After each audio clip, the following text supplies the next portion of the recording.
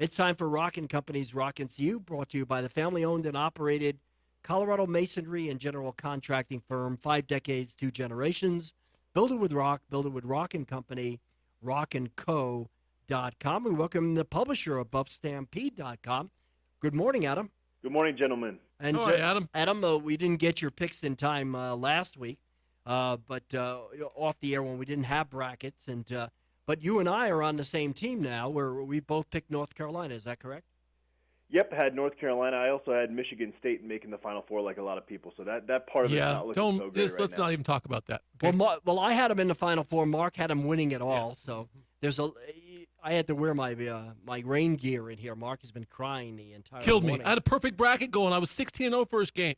So the scene at Tad Boyle's house this year was a little happier than a few years ago. When he invited everyone over, I was out of town skiing, which wasn't too bad either. But were you there?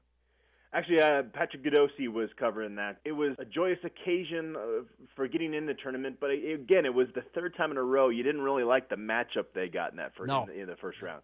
No, I picked Connecticut, and a lot of people don't understand if they don't follow college basketball.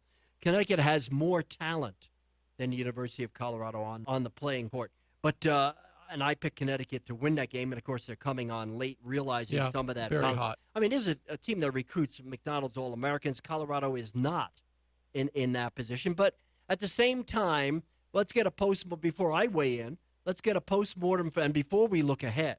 But this year, looking at this season, how do you look at this season for the Colorado Buffaloes? Well, if you're going to grade it, I think you've got to kind of go back to, hey, what were your preseason expectations? And coming off last season, most people had pretty low expectations. I actually was a little bit more optimistic than a lot of people, thinking that Colorado would be a bubble team. I was back then I was going on a limb saying I think this is a team that has a chance to get in the tournament. So the fact they got into the tournament is a positive. Now you get into the tournament 4 or 5 years and you exit in the first round 3 of those years, and you have some fans that start to get a little bit frustrated. But again, you have to kind of put this in perspective. I mean, you look at the history of CU basketball. Tad Boyle has been responsible for 5 of their best 7 seasons in terms of overall wins. So I would say this was a B-plus type season. What frustrates you looking back at this season is that when you have these second-half leads, and other talented teams like UConn and USC and Utah, talented teams in which this Colorado team had significant second-half leads against, those teams are gonna make a run in the second half. You know that, but just the way that Colorado seemed to panic in those situations, I think, is what makes it the most frustrating. You find a way to win at USC and or at Utah, all of a sudden then your seed gets a little bit better, and that first-round matchup isn't so daunting. So I think that looking back to the regular season, it's that at USC, at Utah game that frustrates you. Yeah, it was there. In the tournament, again, the way they responded when UConn made that run, you need a lead guard. Spencer Dinwiddie's don't grow on trees, but at the very least, you need a starting point guard that can be a calming influence in those situations and not turn the ball over. And unfortunately, Dom Collier in those situations often looked panicked out there. He didn't have good body language, and Thomas Akiazili, of course, struggled in that UConn game as well. And that's a great point. And I look at this as a terrifically successful season, especially coming off of last year. It was a return to Boyle ball, Tad Boyle ball, where they played as a team. They played a good athletic style. He got as much out of this team probably as you could get. I laid out the points they had to make because I was optimistic too coming in, where they could kind of separate themselves from the middle of the pack and become the number 3 team. And they didn't hit that primarily for the reason that you mentioned, lack of a mature lead guard to take charge. So we look ahead to next season.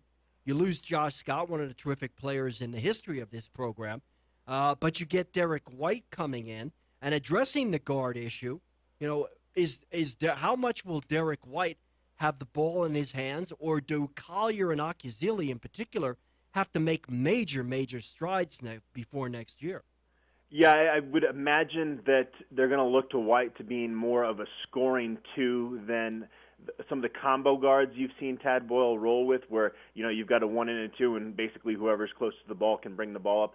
Now, maybe Derek White could be a backup option in terms of that, but in a perfect world, either Thomas Akiazili or Dominique Collier, or both of them would make big strides this offseason, or another name to throw in there is Bryce Peters. This is a guy that has moved up the recruiting rankings since signing with Colorado. He's done really well.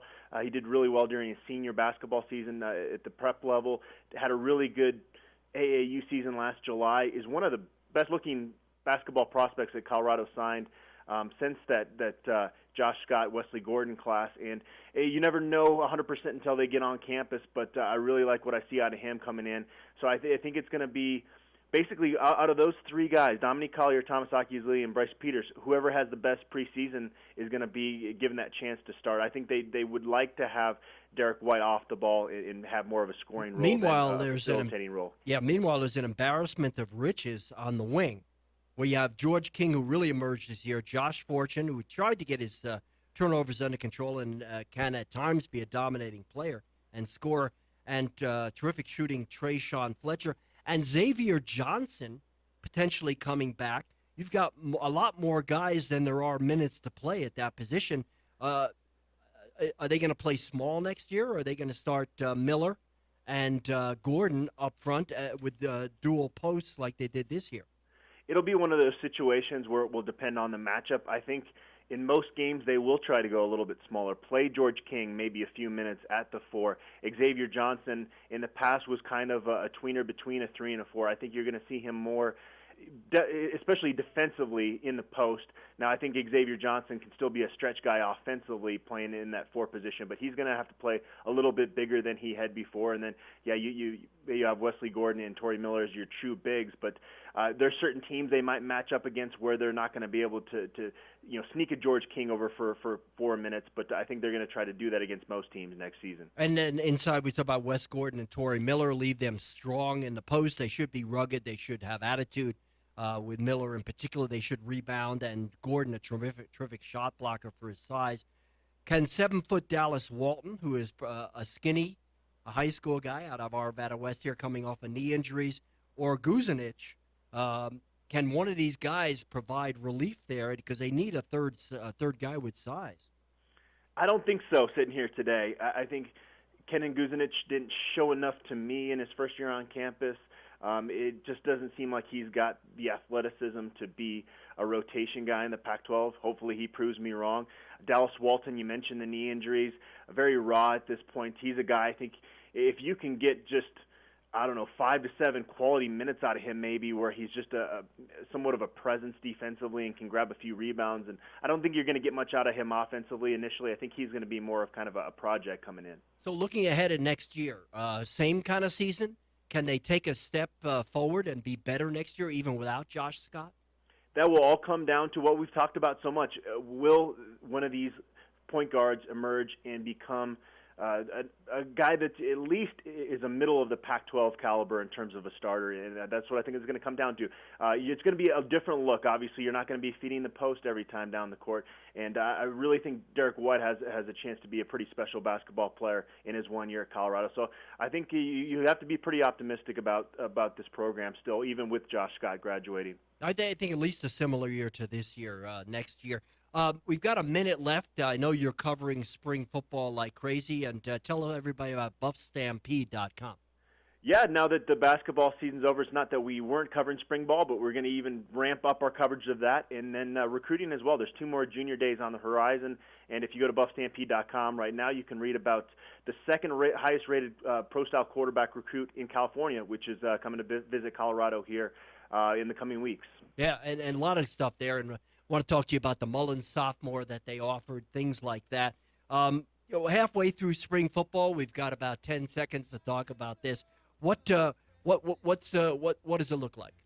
Well, the biggest change you've seen offensively with Darren Cheverini coming in is instead of picking their spots to go up-tempo, they're up-tempo all the time. So that's been the biggest change there offensively. And that's exciting. All right. Adam Munsterteiger, publisher of buffstampede.com. Must reading. Thank you, Adam. Thanks, guys. Subscribe. I do. And that was Rockin Company's Rockin CU. Family-owned and operated in Colorado. General contractors, modern and historic masons, built with rock. Built with Rockin Company, rockandco.com.